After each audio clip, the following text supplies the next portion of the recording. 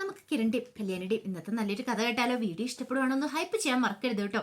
അങ്ങനെ നമ്മൾ കാണുന്ന പ്രകാശം മനോഹരനോട് പറഞ്ഞു, അതെ, ഞാന് എന്റെ മകനെ ജനിച്ചു കഴിഞ്ഞപ്പോ പറഞ്ഞ എന്താണെന്നറിയോ? ശുക്രന് ഉദിച്ചെന്നാ പറഞ്ഞേ. പക്ഷെ തെറ്റിപ്പോയി. കാരണം ശരിക്കും പറഞ്ഞാൽ ശുക്രന് ഉദിച്ച അവനായിരുന്നില്ല, എന്റെ മോൾക്കായിരുന്നു പറഞ്ഞു. എന്റെ മോൾക്കായിരുന്നു ശുക്രദശയെന്ന് പറഞ്ഞു. അതുകൊണ്ടാണ് അവൾ ഇപ്പോഴും മരിക്കാതെ ജീവിച്ചിരിക്കുന്നത്.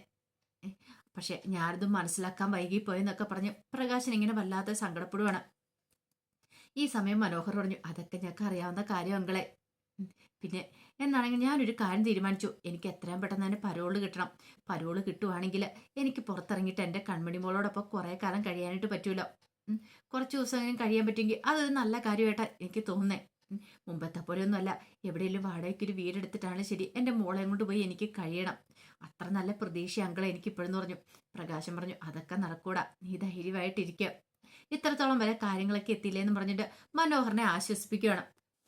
ഈ സമയത്ത് ചന്ദ്രസ്ഥാനം വീട്ടിലേക്ക് വന്ന് കിരണിന്റെ കയ്യിലേക്ക് ഒരു പെൺഡ്രൈവും കാര്യങ്ങളൊക്കെ കൊടുക്കണം. അതെ, നമ്മുടെ ഇവിടുത്തെ CCTV അയാള് തകർത്തുകൊണ്ട് ഞാൻ എന്ത് ചെയ്തു, അപ്പുറത്തെ വീട്ടിലെ CCTV ദൃശ്യങ്ങളൊക്കെ കളക്ട് ചെയ്തിരിക്കുക, നീ ഇതൊന്ന് നോക്കാൻ പറഞ്ഞു. അങ്ങനെ എന്ത് ചെയ്തു, കിരൺ ഒടുവില് ലാപ്ടോപ്പിനകത്തിട്ട് ആ വീഡിയോസും കാര്യങ്ങളൊക്കെ കാണുവാണ്. നോക്കിക്കഴിഞ്ഞ് കഴിഞ്ഞപ്പോഴത്തേനും ഈ പറയുന്ന കൊലയാളുടെ മുഖം വ്യക്തമല്ല.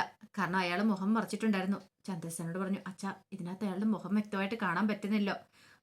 ഇല്ലടാ, കാണാൻ പറ്റുന്നില്ല. ഇനിയിപ്പോ എന്ത് ചെയ്യുമെന്ന് ചോദിച്ചു. കൊലയാളി ആരാ എന്താണെന്ന് മനസ്സിലാകുന്നില്ലല്ലോ. കിരൺ പറഞ്ഞു, ഇവന്റെ മുഖമൊക്കെ ഏകദേശം കണ്ട് നമ്മൾ ഇവനെ കൺട്രോൾ ആയിട്ട് തോന്നുന്നില്ല. ഗംഗാപ്രസാദിന്റെ കൂട്ടാളികളാണെങ്കിൽ ഒരു പക്ഷേങ്കിൽ അവനോടൊപ്പം ഞാൻ ഇവനെ കണ്ടല്ലേ, പക്ഷെ കണ്ടിട്ടില്ല എന്ന് പറഞ്ഞു. ഒരു പക്ഷേ ഇത് വിക്രത്തിന്റെ കൂട്ടാളികളാണോന്നും അറിയില്ല. അവരാണോ ഇത് ചെയ്യാൻ വന്നേന്നുള്ള കാര്യങ്ങളൊക്കെ. ഈ സമയം ചന്ദ്രസേനൻ പറഞ്ഞു, എടാ, ഈ വീടിന്റെ പിന്നാമ്പുറത്തെ ദൃശ്യങ്ങൾ കിട്ടിയിട്ടില്ല. അത് കിട്ടിയെങ്കിൽ മാത്രമേ നമുക്ക് കഥ തുറന്നു കൊടുത്താണോ അതോ ഇനിയിപ്പോൾ അവനല്ലാതെ അകത്ത് കയറിയതാണെന്ന് അറിയാൻ പറ്റുള്ളൂ. കഥ ആര് തുറന്നു കൊടുക്കാനച്ചാ? അവൻ അതിവിദഗ്ധനായ കൊലയാളിയായിരിക്കും. അവൻ അങ്ങനെ അകത്ത് കയറിയതായിരിക്കും. എടാ, അങ്ങനെ കണ്ണടച്ചും കൂടി വിശ്വസിക്കാൻ പറ്റില്ല. എനിക്ക് അങ്ങനെ വെച്ചാ തോന്നേ, അല്ലാതെ എങ്ങനെ ഇവൻ അകത്ത് കയറുന്നേ? അപ്പോഴേക്ക് സേനം പറഞ്ഞു, എനിക്ക് തോന്നേ ഇനിയിപ്പോ ഇതിന്റെ പിന്നില് ഒരു പ്രബലനായ കൊലയാളി മറിഞ്ഞിരിപ്പണെന്നാ. കല്യാണി മോളെ ഇല്ലാതാക്കാനായിട്ട് അവൻ എന്താണെങ്കിലും കച്ച കിട്ടി ഇറങ്ങിയിരിക്കുക.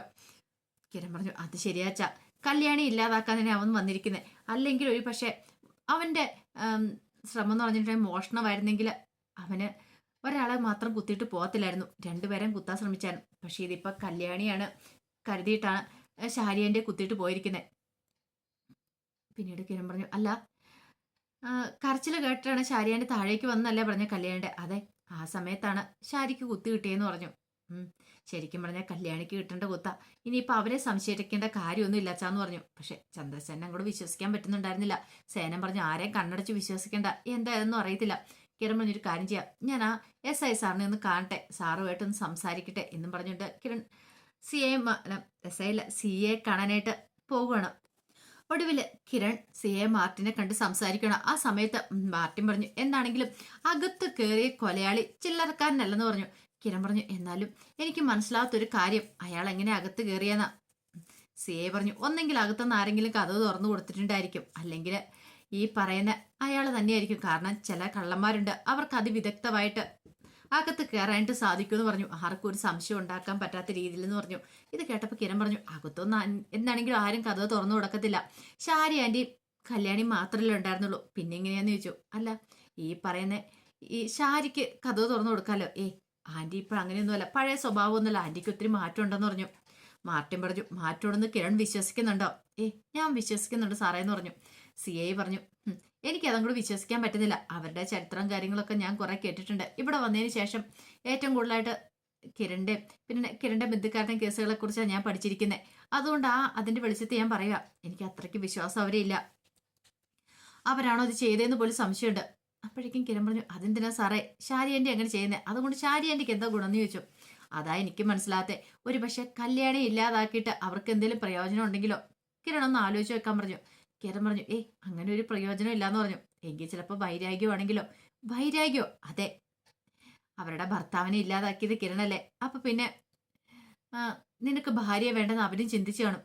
അങ്ങനെയൊന്നും ഒരിക്കലും ചെയ്യാൻ പറ്റില്ല ശാരി ആന്റിക്ക്, അങ്ങനെ ചെയ്യില്ല എന്ന് പറഞ്ഞു. മാർട്ടിൻ പറഞ്ഞു, ആരെയും കണ്ണടച്ച് വിശ്വസിക്കേണ്ട കിരണെ, നമുക്കൊന്നും പറയാൻ പറ്റില്ല. ചിലപ്പോൾ അങ്ങനെയായിരിക്കാം, ചിലപ്പോൾ അല്ലായിരിക്കാം. അല്ല, കിരണിന്റെ മനസ്സിൽ ആരെങ്കിലും സംശയം ഉണ്ടോ എന്ന് ചോദിച്ചു. എനിക്ക് സംശയം വിക്രത്തിന്റെ കൂട്ടാളികളെ ആരെങ്കിലും അവരാരെങ്കിലും ആയിരിക്കും ഇങ്ങനെ ചെയ്തിട്ടുണ്ടായിരിക്കാം. നോക്കാം. ഇനിയിപ്പം ആ പ്രതിനെ കിട്ടിക്കഴിഞ്ഞിട്ടുണ്ടെങ്കിൽ അയാളെ കൃത്യമായിട്ട് ചോദ്യം ചെയ്യുവാണെങ്കിൽ ഇതിന്റെ പിന്നിൽ ആരൊക്കെയാണെന്നുള്ള വിവരങ്ങളൊക്കെ നമുക്ക് കിട്ടും. സാരമില്ല, കിരൺ വിഷമിക്കാതിരിക്കുക. അധികം വൈകാതെ തന്നെ നമുക്ക് കൊലയാളിയെ പുറത്തു കൊണ്ടുവരാം എന്നൊക്കെ ഇങ്ങനെ കിരണിന് വാക്ക് കൊടുത്തിട്ടാണ് CI മാർട്ടിൻ പോകുന്നത്. ഈ സമയത്ത് സരിയോ കമ്പനിയിൽ ഇങ്ങനെ ഒന്ന് ആലോചിക്കുകയാണ്. പിന്നീട് ഒരു പേപ്പർ എടുത്തിട്ട് അദ്ദേഹം മനോഹരം എഴുതി കഴിഞ്ഞ് കഴിഞ്ഞപ്പോഴത്തേന് സരിയോന് ദേഷ്യം സഹിക്കാൻ പറ്റിയിട്ടുണ്ടായിരുന്നില്ല. ജയിലിൽ ചെന്ന് കഴിഞ്ഞപ്പോൾ അവൻ പറഞ്ഞ കാര്യങ്ങളൊക്കെ കാല് പിടിച്ച് വേണം മാപ്പ് പറയാന്ന്. തൻ്റെ കൂടെ ജീവിക്കണോ, തൻ്റെ കൂടെ എന്ന് പറഞ്ഞിട്ടുണ്ടെങ്കിൽ തൻ മോളോടൊപ്പം ജീവിക്കണമെന്ന്. അവന് ജീവിക്കാണ്ട് തന്നെ അവസരം ഉണ്ടാക്കി കൊടുക്കാം.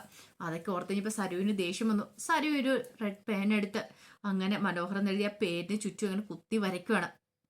അപ്പോഴേക്കാണ് കല്യാണിയുടെ വരവ്. പെട്ടെന്ന് സരു ആ പേപ്പറും പേനും എടുത്ത് അങ്ങോട്ട് മാറ്റി വെച്ചു. കല്യാണി ഭയങ്കര സന്തോഷത്തോടെ വന്നിട്ട് പറഞ്ഞു, അതെ ഇന്നത്തെ ദിവസം എന്ന് പറഞ്ഞാൽ ഞങ്ങൾക്ക് സന്തോഷമുള്ള ദിവസം എന്ന് പറഞ്ഞു. അത് കേട്ടപ്പോൾ സരു ചോദിച്ചു, അതെന്താ? അല്ല, നീ മനോഹറിനെ കൊണ്ടേ മോളെ കാണിച്ചില്ലേ? ഞാനൊന്നും ഒരിക്കലും പ്രതീക്ഷിച്ച കാര്യമില്ല. നിന്നിലുണ്ടായി മാറ്റം ഉണ്ടല്ലോ.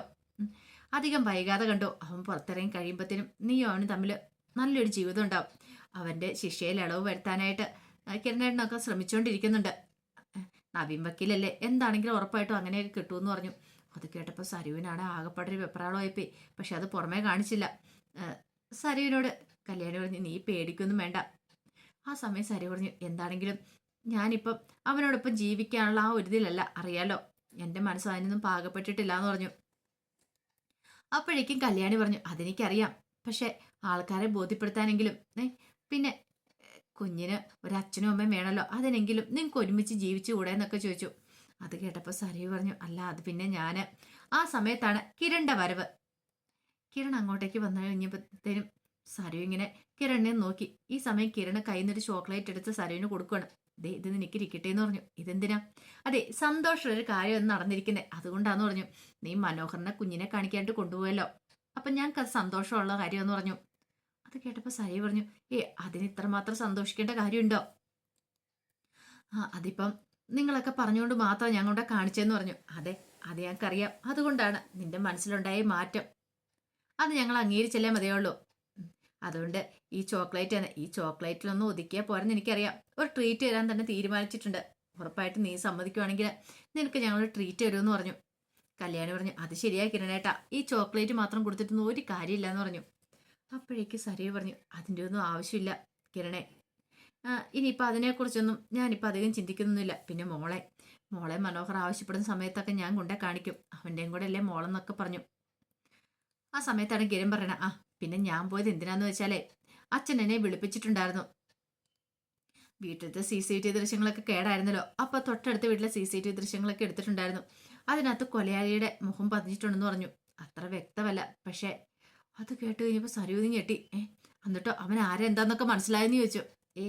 അങ്ങനെ കിട്ടിയിട്ടില്ല, കാരണം അവൻ മുഖം മൂടി വെച്ച് മുഖം മറച്ചിട്ടുണ്ടായിരുന്നു.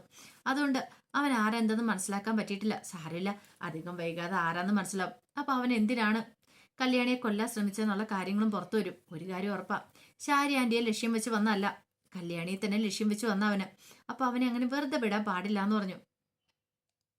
ഈ സമയത്ത് സരുവിനാണെങ്കിൽ എന്ത് ചെയ്യണമെന്നറിയില്ല. വല്ലാത്തൊരു ബുദ്ധിമുട്ടും ടെൻഷനും കാര്യങ്ങളൊക്കെ ആയിരുന്നു സരുവിന്റെ മനസ്സിൽ. ഈ സമയത്ത് കിരൺ പറഞ്ഞു, എനിക്കറിയാം ശാരി ആന്റിക്ക് കുത്തേറ്റിട്ടില്ലായിരുന്നെങ്കിൽ ഉറപ്പായിട്ട് കല്യാണിക്കായിരിക്കും ആ കുത്തേൽക്കുന്നത്. അങ്ങനെയാണ് കല്യാണിന്നും ഭൂമി ജീവനോട് പോലും കാണത്തില്ലായിരുന്നു. കൃത്യസമയത്ത് ശാന്റി ആന്റി രക്ഷപ്പെടുത്തിയതുകൊണ്ടാ എന്നൊക്കെ ഇങ്ങനെ പറഞ്ഞു കഴിയുമ്പോഴത്തേനും സരുവിന്റെ നെഞ്ചിനകത്താണ്ട് ഒരു പെടപ്പുണ്ടായിരുന്നു. ഇനി അവനെങ്ങാനും കണ്ടുപിടിക്കുമോ, സത്യങ്ങളൊക്കെ പുറത്തു വരുമോ എന്നൊക്കെ ഒരു ടെൻഷൻ ഉണ്ടായിരുന്നു. പിന്നീട് കിരൺ പറഞ്ഞു, ഞാൻ എന്തായാലും പോയ സേവറിനെ ഒന്ന് കാണട്ടെ എന്ന് പറഞ്ഞ് കിരൺ അങ്ങോട്ട് പോയി. ആ സമയത്ത് കല്യാണി പറഞ്ഞ്, കണ്ടില്ലേ കിരണേട്ടനെ സന്തോഷം, നീ മനോഹരമായിട്ട് അടുക്കാൻ പോകാന്ന് അറിഞ്ഞു കഴിഞ്ഞപ്പോൾ തന്നെ കിരണേട്ടന് ഭയങ്കര സന്തോഷമായെന്ന് പറഞ്ഞു. പക്ഷേ സരുവിന് ഭയങ്കര ടെൻഷനായിരുന്നു. പിന്നീട് കിരൺ സേവിയറെ പോയി കാണുവാണ്. അങ്ങനെ സേവിയറെ കാണുന്ന സമയത്ത് സേവിയർ ആ ഫോട്ടോസും കാര്യങ്ങളൊക്കെ ഇങ്ങനെ നോക്കി അതിനുശേഷം അത് വെച്ച് അതിൻ്റെ ക്ലിയർ ആയിട്ടുള്ള ഫോട്ടോ ഉണ്ടാക്കി കൊടുക്കുകയാണ് കിരണ്. എന്നിട്ട് കിരണോട് നോക്ക്, ഇയാളെ വല്ല കണ്ടുപരിചയം ഉണ്ടോ എന്ന് നോക്കാൻ പറഞ്ഞു. അങ്ങനെ കിരണ് നോക്കി എന്നിട്ട് പറഞ്ഞു, എവിടെയോ ഇവനെ പരിചയമുള്ള പോലെ തോന്നുന്നുണ്ട്, പക്ഷെ എവിടെ എന്താണെന്നും കിട്ടുന്നില്ല. ഇവൻ ആ ഗംഗാപ്രസാദിന്റെ ആണോ അതോ വിക്രത്തിന്റെ കൂട്ടാളിയാണോ എന്നറിയില്ല എന്ന് പറഞ്ഞു. ഒടുവില് കിരൺ സേവനോട് കുറച്ച് കാര്യങ്ങളൊക്കെ പറഞ്ഞ് ഏൽപ്പിക്കുന്നുണ്ട്. അതിനുശേഷം വീട്ടിലേക്ക് വന്നിട്ട് കല്യാണിനെ ആ ഫോട്ടോ കാണിക്കുകയാണ്. കല്യാണി, ഇത് നോക്ക്, ഇവനാണ് നിന്നെ ഇല്ലാതാക്കാനായിട്ട് വന്നേ. ഇവനെ നിനക്ക് വല്ല പരിചയമുണ്ടോ? പക്ഷെ എനിക്ക് ഇവനെ നല്ല കണ്ടുപിടിച്ചുള്ളത് തോന്നുന്നുണ്ടെന്നൊക്കെ പറഞ്ഞു. അങ്ങനെ കല്യാണി ആ ഫോട്ടോ വാങ്ങി നോക്കി. എന്നിട്ട് പറഞ്ഞു, ഇതവനല്ലേ, ആ പൈസല്ലേ എന്ന് പറഞ്ഞു. പൈസോ? അതെ, വിക്രത്തിന്റെ ഏറ്റവും അടുത്ത കൂട്ടുകാരന്. ഉം, ഇവന് വിക്രത്തിനേക്കാളും വലിയ കൊടും ക്രിമിനലാന്ന് പറഞ്ഞു. "ഏ, അപ്പൊ ഇവനോ? അതെ, ഇവന് ഇവൻ എന്നെ കൊല്ലാൻ വേണ്ടി തന്നെ വന്നായിരിക്കും. ഒരുപക്ഷെ വിക്രത്തിനെ ഇല്ലാതാക്കി എന്റെ പ്രതികാരം ചെയ്യാനായിട്ട് വന്നായിരിക്കും എന്ന് പറഞ്ഞു. അത് കേട്ടപ്പോ കിരൺ പറഞ്ഞു, അങ്ങനെയാണെങ്കിൽ ഇവനെ വെറുതെ വിടില്ല. ഇവനും ആ വിക്രത്തിന്റെ രാഹുലിന്റെ ഒക്കെ ഗതികേടായിരിക്കണം ഉണ്ടാകാൻ പോന്നെ. നിന്നെ ഇല്ലാതാക്കാൻ വന്നിട്ടുണ്ടെങ്കിൽ അവരൊന്നും ഞാൻ വെറുതെ വിടില്ല എന്ന് പറഞ്ഞു. അപ്പൊ അതിന്റെ കഥകളൊക്കെയാണ് കാണുന്നത്. ഇതിന്റെ ബാക്കി വിശേഷങ്ങളുമായിട്ട് വൈകുന്നേരത്തെ പ്രമോയി വരാട്ടോ. ഒരിക്കൽ കൂടി എല്ലാവർക്കും ശുഭദിനം നേർന്നുകൊണ്ട് നിർത്തുന്നു.